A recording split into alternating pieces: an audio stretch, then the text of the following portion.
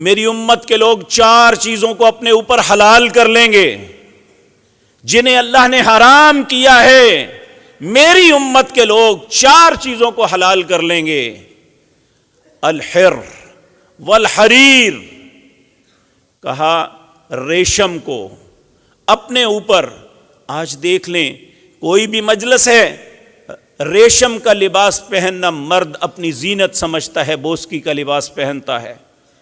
اور سونے کے زیورات، سونے کی انگوٹھیاں، سونے کے لاکٹ اور بریسلٹ، نہ معلوم کون کون سے زیورات یہ مرد پہنتے ہیں، جبکہ اللہ کے نبی نے ان چیزوں کو حرام کیا تھا اور کہا شراب کا نام بدل کے اسے پیا جائے گا.